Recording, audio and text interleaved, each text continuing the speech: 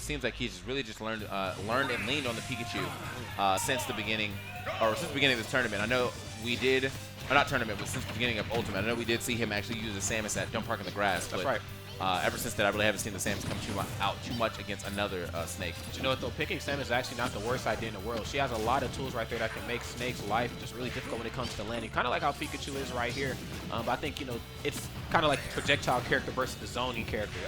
You know, Samus has the tools projectile-wise to really break the zone of Snake. But, and obviously, no Samus needed here. Yeah, I feel like one cool thing that I never really get to mention about MVD's gameplay is that I feel like sometimes his grenade placement is so that he can do something risky, and if it ends up getting punished, like he'll also still get what attack! Oh my God! What attack! But yeah, I mean the C4 is on the stage, so he would have had to blow it up and then also drop it and blow it up again, and I don't think he would have had enough time from the way that he had hit that stage. So most certainly not right here. And again, that's an Esam just always playing to his opponent's weaknesses. So he understands, man. You know, it's Snake. Could also all beat again. I'm surprised. I'm actually trying to figure out why he didn't go for that instead. Yeah. But all right. Anyway. I mean, there's just there's a couple exchanges where I feel like you can definitely fight Snake up close to personal. But see, then things like this happen where he's able to like go for dare, one of the quickest options out of shield in the game. And so with this in mind, you see Snake off stage, get rid of that Cypher as quickly as possible. He did a good job of it actually Friday in double. So obviously keeping up that momentum here as we move into top 8. He's going to lay him down. Nice. Sam Smith. There goes the dash attack. I hate what you said. I knew it was coming, bro. I knew it was coming. You can be John Legend if you want, man. I'll be Sam. All right, bro. No, we don't like that version, man. We definitely like this version of Smash here. Try to go for the jump around. I like that. I don't know where that Nikita's at right now. Oh. All right, dang, he dropped that drink from extra deep. Right. I was like, yo, is that actually, like he threw it instead, man. He was well away from that when it finally hit the ground, so it doesn't seem to matter though. They've kept it on, even though the Nikita was, or the C4 was on the right side. Esam managed to keep all the action here on the left, making it a non-factor. Yes, that's right. And now he's trying to catch him. And we're gonna get a free stock to open up. Ooh.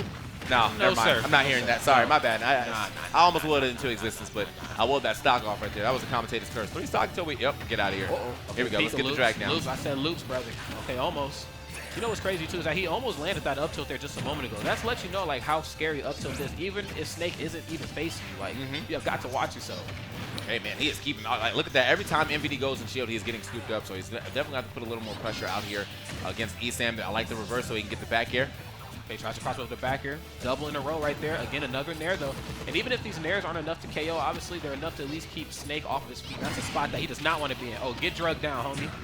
Yeah, I'm sure he wanted to like not drag down hit just to see if he could possibly pop him off the top, but got him this time. The drag down is going to be successful, and it almost looked like MVD was far enough away to avoid the second hit, but like he DI'd it pretty well. But regardless, yeah, that explosion hitbox is actually quite large. So good stuff to Esam taking that first game. Again, this is 2 out of 3 situation, so when I get into those 3 out of 5s until we get into top 3, it's good first step for Esam to continue his run.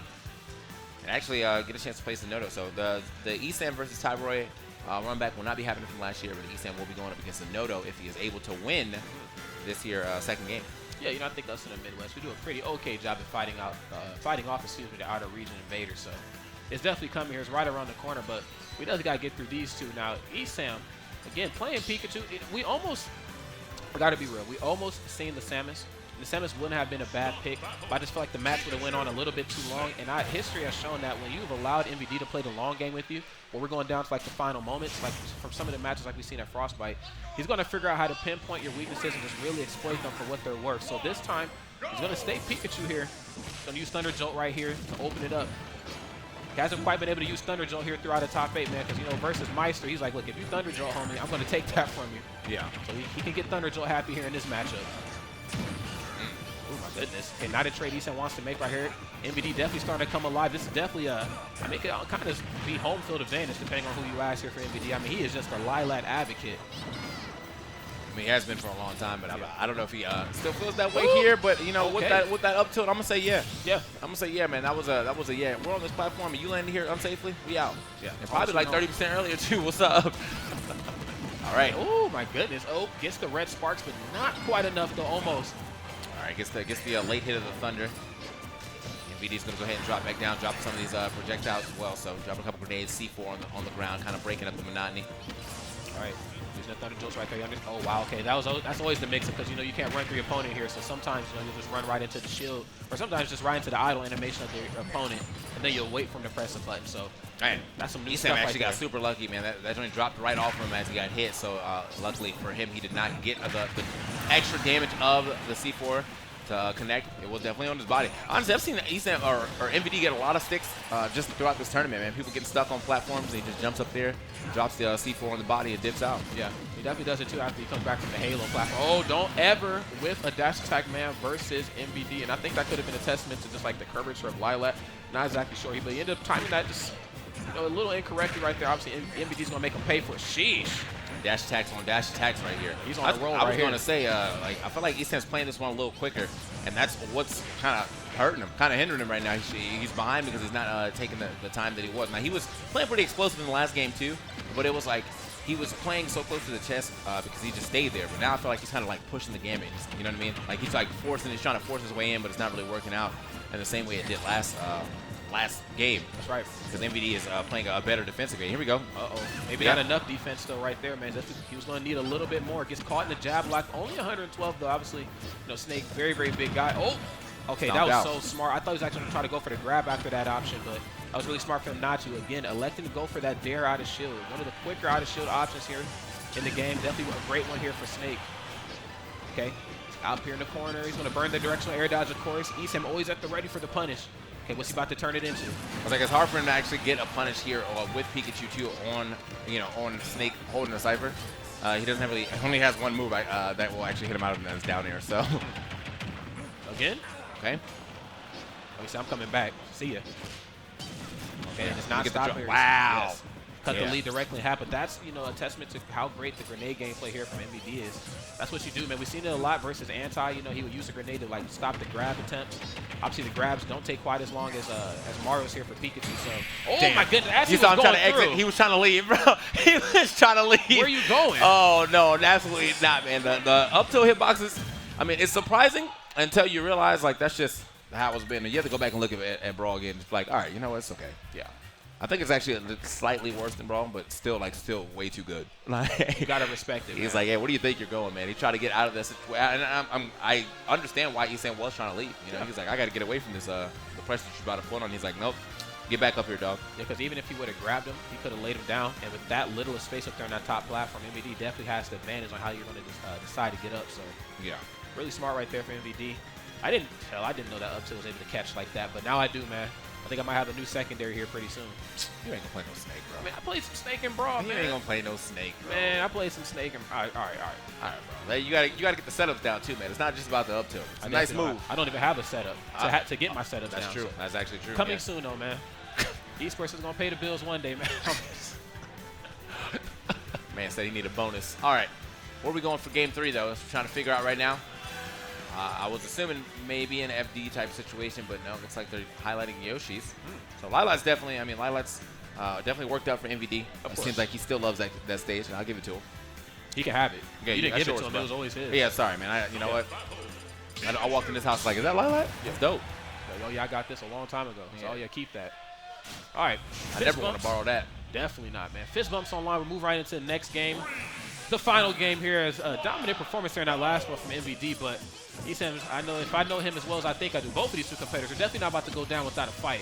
I'm actually very interested to know what MVD banned from to get here, because I feel like in a certain case, I wouldn't want to take MVD to a stage that has platforms for the sole fact that like he's down to sit on platforms and jump back and forth.